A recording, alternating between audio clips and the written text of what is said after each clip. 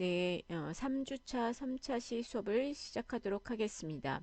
이번 차시에서는요, 이미지 이동이나 복제를 통한 여러 개의 레이어를 수정하는 것에 대해서 이동 툴을 이용해서 이미지를 표현하는 것에 대해서 실습하도록 하겠습니다.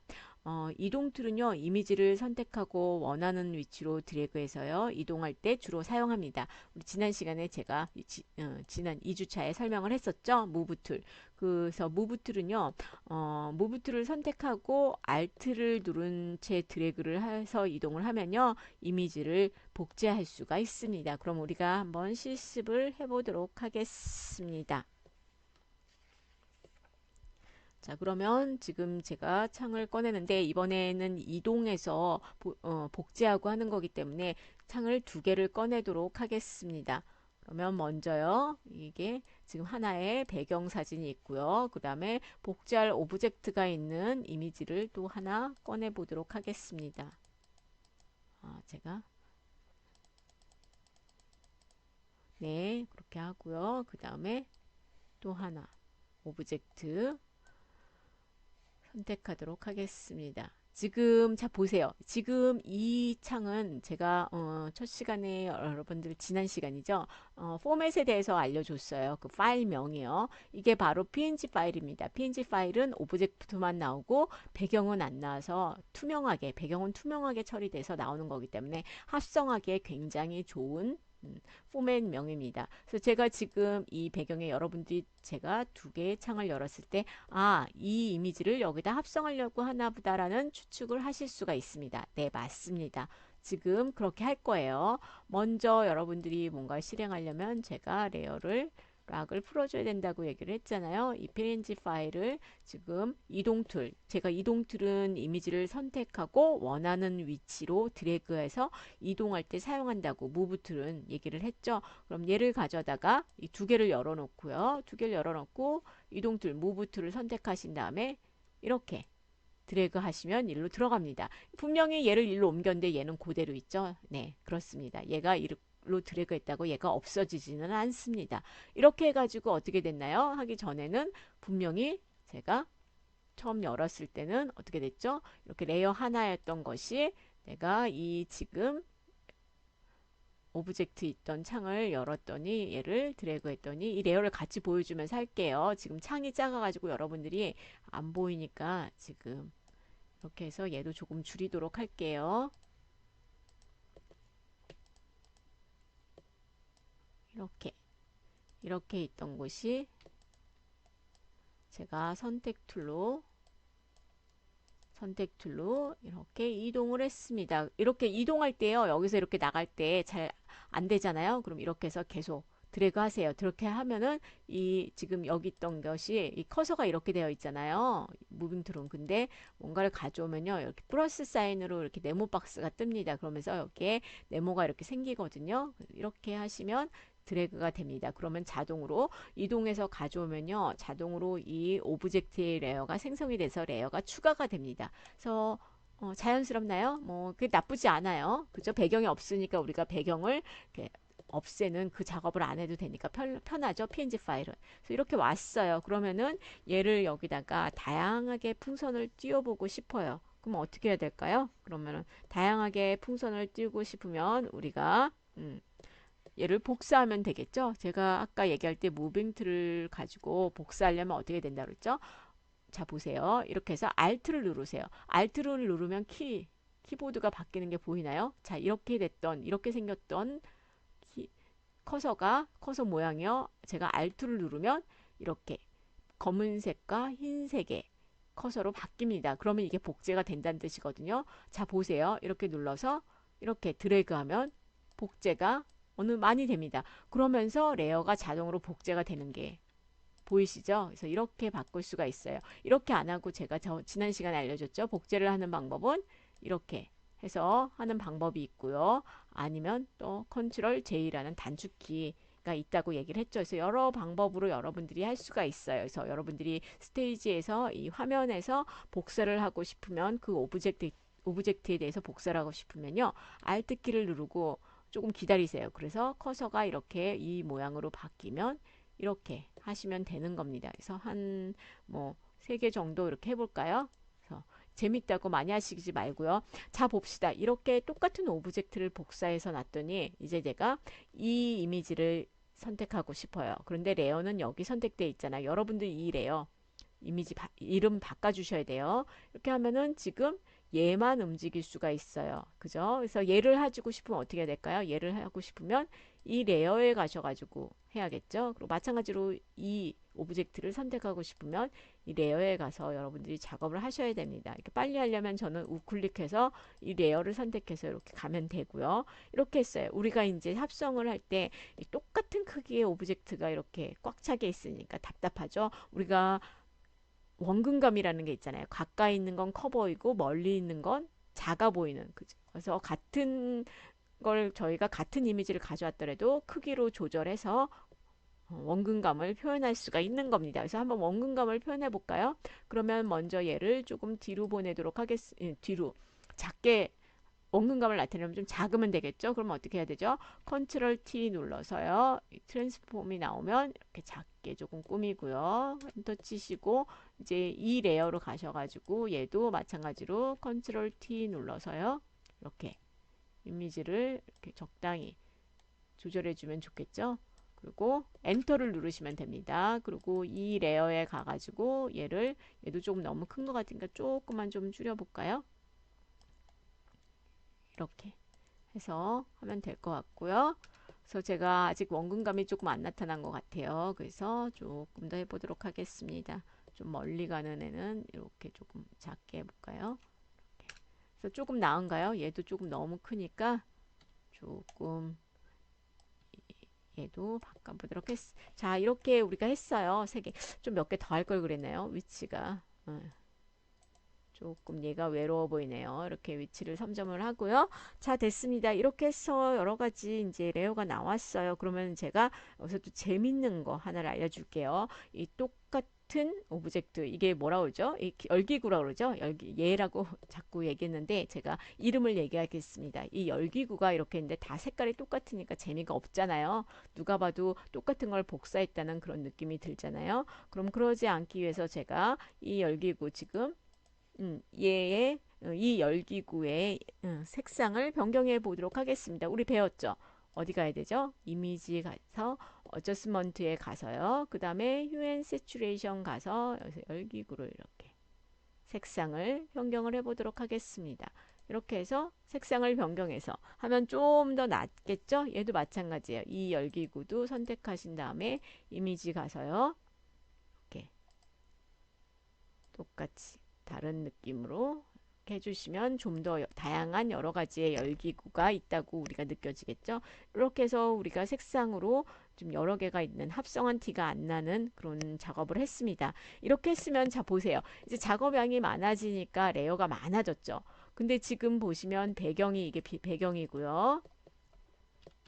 배경이고 이게 열기구예요. 열기구면 지금 제가 그냥 시간 관계상 이렇게 바꿀게요. 이 열기구 1, 2, 3가 있어요. 이게 한 세트예요. 그죠? 이 한 세트는 같이 묶어 놓으면 좀 편하잖아요. 작업하기에. 그럴 때 우리가 레이어를 하나로 묶는 방법이 있습니다. 이 레이어는요. 포토샵에서 비슷한 항목을 가진 레이어들은 그룹 레이어로 정리를 하면요. 나중에 레이어를 효율적으로 관리를 할 수 있기 때문에 이렇게 그룹 레이어를 정리를 하는 겁니다. 그래서 여러분들이 지금 뭐 이걸 꼭 하셔도 되고요. 안 하셔도 되는 거예요. 그래서 내가 그룹으로 같은 항목을 그룹으로 만들겠다 싶으면 Shift를 눌러서요. 이렇게 전체를 선택을 해줍니다. 이렇게 한 다음에요. 자, 이제 그룹으로 묶어야 되는데 그룹 단축키는요. 컨트롤 G 이렇게 하면 그룹 하나가 생겼습니다. 그럼 여기다가 그룹 이름에다가 열기구라고 써주면 되겠죠.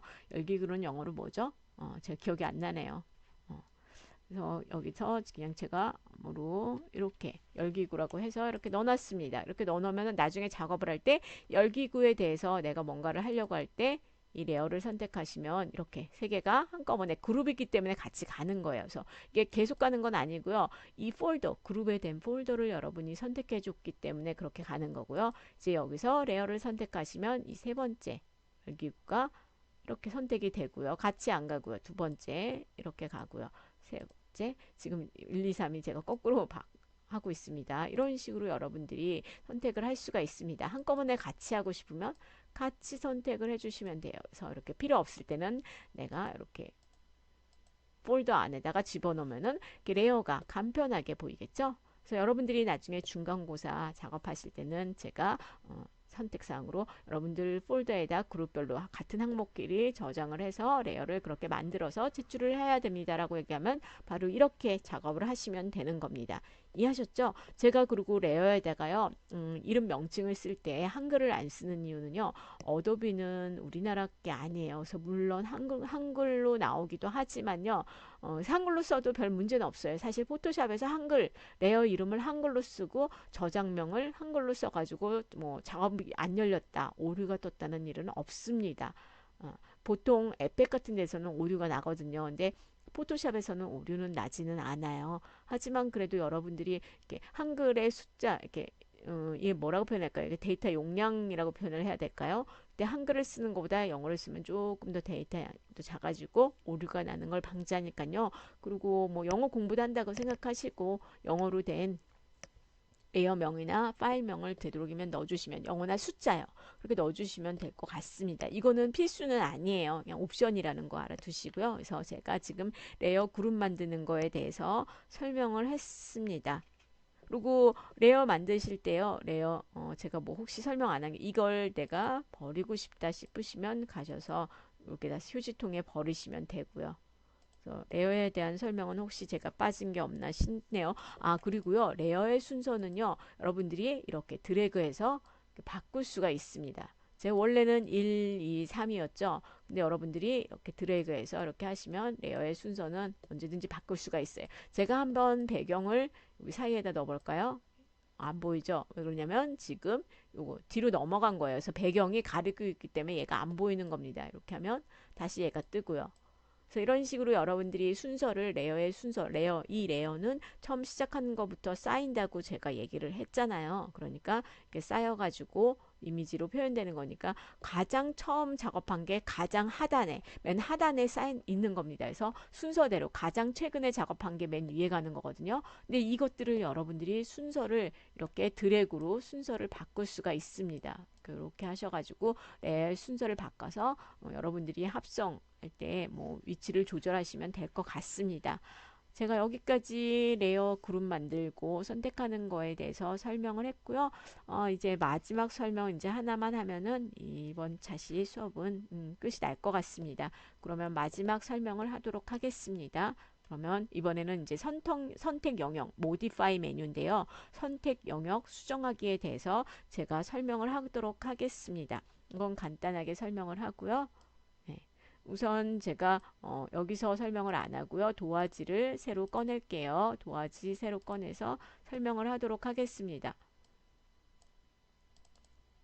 이건 여러분들이 제가 뭐 같이 할 필요는 없고요. 앞에 뭐 실습들은 같이 했지만 이거는 제가 설명을 그냥 들으시면 될 것 같아요. 이 제가 지금 선택 영역을 지정한 후에 필요한 선택 영역의 형태를 언형화해서요, 다양한 작업을 할 수 있도록 하는 겁니다. 그래서 선택 영역을 확장하거나 아니면 축소하거나 모서리 부분을 둥글게 만들거나 아니면 테두리 형태로 만드는 그런 작업을 하는 겁니다.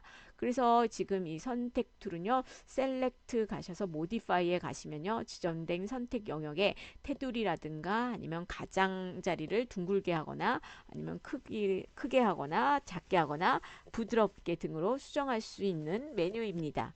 그럼 자 보도록 하겠습니다. 먼저 우리가 여기서 작업창에서 제가 네모를 선택해서 작업을 하도록 할게요. 네모 이렇게 하면 선택 툴이잖아요. 지금 제가 모디파이 메뉴로 간다고 했어요. 지금 어디로 가셔야 되냐면요, 지금 셀렉션 툴에 가면 제가 앞에서 인버스 가르쳐 줬잖아요. 그 반전, 그죠? 그 안에 있는 셀렉션 안에 있는 툴입니다. 이 모디파이에 가시면요, 모디파이에 지금 볼더, 스무스, 익스펜드, 컨트랙트, 페더 이렇게 나와 있습니다. 볼더를 먼저 선택할게요. 보드를 선택하면요, 이 볼더 셀렉트라는 이 창이 뜹니다. 이건 뭐냐면요. 볼더는 뭐예요? 테두리거든요. 테두리를 몇으로 할 건지를 물어보는 거예요. 그러면은 제가 한번 7로 넣어볼게요. 7로 OK를 누르면 어떻게 됩니까? 이 보더 라인이 이렇게 7로 된 거고요. 여러분들이 숫자를 크게 넣어주시면 이 보더의 라인이 커지고요. 두께가 작게 넣으면 작게 되는 그런 겁니다. 그래서 이렇게 했으면 제가 한번 색을 넣어볼까요? 이 보더에 이 색은 안 예쁘니까 제가 다른 색을 화사하게 연두색을 넣어볼까요? 그래서 우리 색 넣어볼까요? 자, 정동색을 이렇게 넣으면은 이렇게 되는 겁니다. 근데 지금 여러분 보시면요. 이렇게 약간 퍼져 보이는 건 이건 페더의 느낌이 나서 그러는 겁니다. 그래서 자, 이렇게 여러분들이 작업을 보도를 할 수가 있고요. 그러면은 제가 또 딜리스를 하고요. 그 다음에 또 제가 선택을 해보도록 할게요.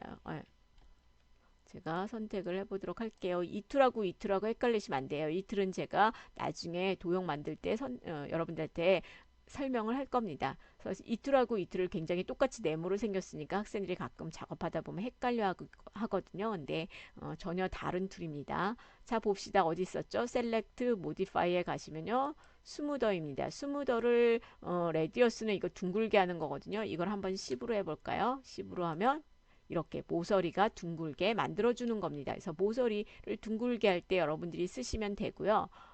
여기서 지금 자 봅시다. 셀렉트 모디파이 가서 이 스무더의 숫자를 더 크게 하면요.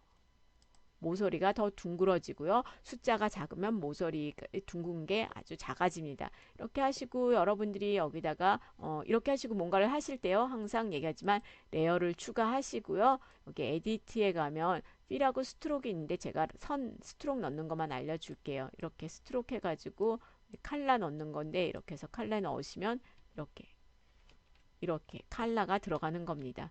요거는 제가 나중에 여러분들이 또 예제 학습하면서 배울 수 있는 거니까 그렇게 알고요.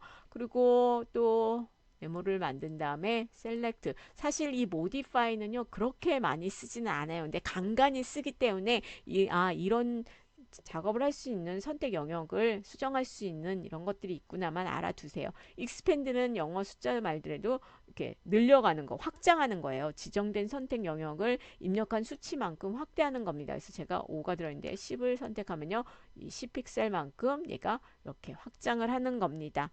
그리고 여기 보시면 모디파이에 또 가셔서요. 이제 익스펜드 밑에 컨트랙트는 뭐냐면 그 반대입니다.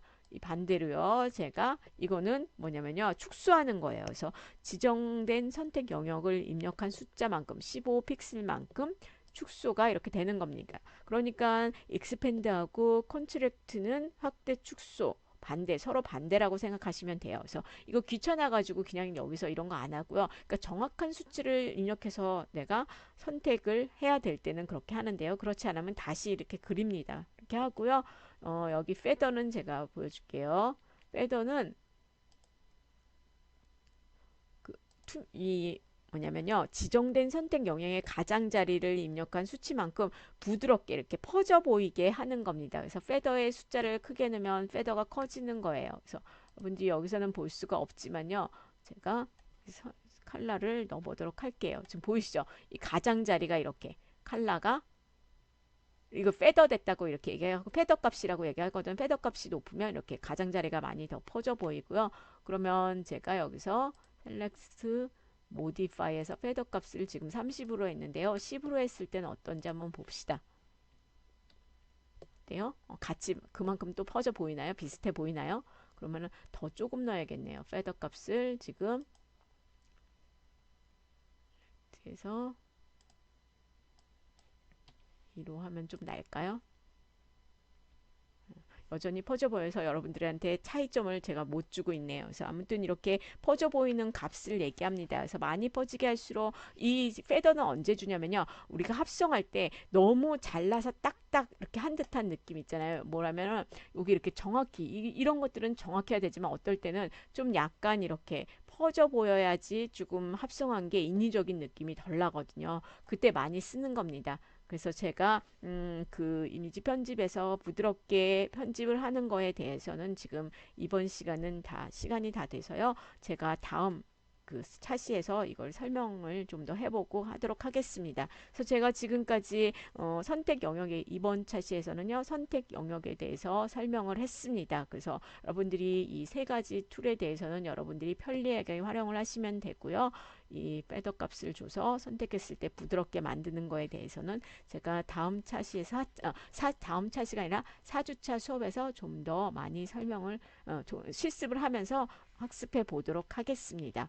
그러면 3주차 수업은 여기서 마치도록 하고요. 마치기 전에 제가 여러분들한테 수업 그 과제를 내줘야겠죠. 그러면은 제가 과제를 지금 설명해 보도록 하겠습니다.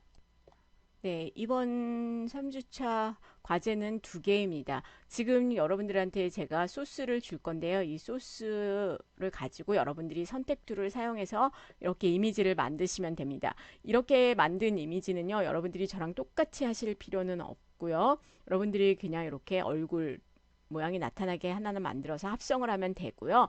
그리고 이거는 여러분들 이것도 마찬가지예요. 합성을 하는데 여러분들이 뭐 색상이라든가 위치라든가 아니면 제가 준 거 외에 다른 것들을 써가지고 여러분들이 재밌게 이미지를 표현하면 되겠습니다. 그래서 이번 3주차에는 이 두 가지 실습 과제를 제출하시면 되겠습니다. 그럼 모두 여러분들 혹시 그 작업하는데 도움이 될까 해서 제가 그 전에 학생들이 했던 것들 예시로 좀 보여주고 마치도록 하겠습니다.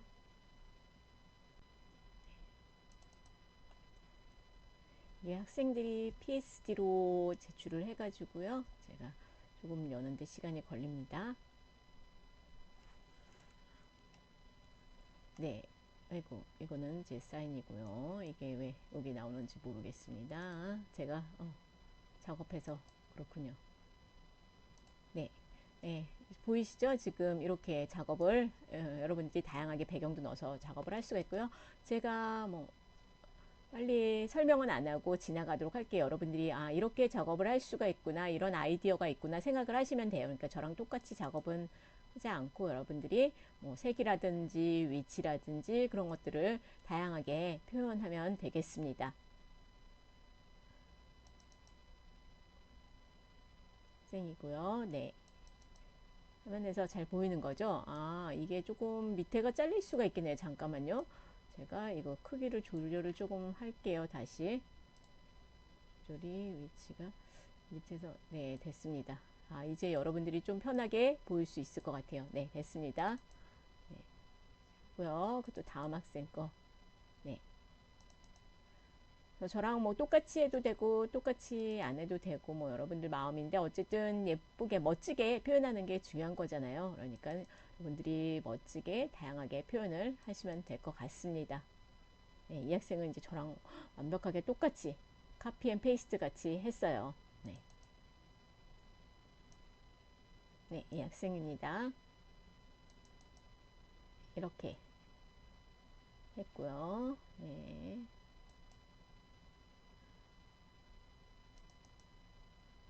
네, 이렇게 작업을 했고요. 또 이렇게 작업을 했습니다. 재밌게 표현했죠? 네. 이 학생은 굉장히 심도 있게 한 것 같아요. 같은 표정인데도 좀 다르게. 그래서 제가 나중에 여러분들 작업을 하신 것들을요 이제 어느 정도 이게 쌓이면 제가 아마 중간쯤부터는 여러분들 리뷰를 할 거예요. 과제에 대한 리뷰를. 그래서 여러분들이 어떻게 했는지 나는 이렇게 했고 또 다른 학생들은 어떻게 했는지 궁금할 거예요. 그러니까 제가 2차 시까지 수업 진도를 나가고 3차 시에서 수업 여러분들이 수업 시간에 과제 제출했던 것들에 대한 피드백도 주고 얘기도 나누고 다른 학생 어떻게 했는지 보여주는 시간도 갖고요. 또 그리고 여러분들하고 이 과제 점수에 대해서도 제가 얘기를 할 겁니다. 제가 뭐 1주차 수업 설명할 때 교과목 개요 설명할 때 과제 점수에 대해서 얘기를 했는데요. 여러분들이 이번 주에는 두 개를 과제를 내니까 하나당 1점씩 하면 2점이 될 수도 있고요. 좀 난이도가 높으면 뭐 과제 1번은 2점, 과제 2번은 뭐 3점 이렇게 될 수도 있고요. 조금씩 다르거든요. 그런 것들은 제가 미리 말해 주도록 하겠습니다. 마지막 또 볼까요? 네.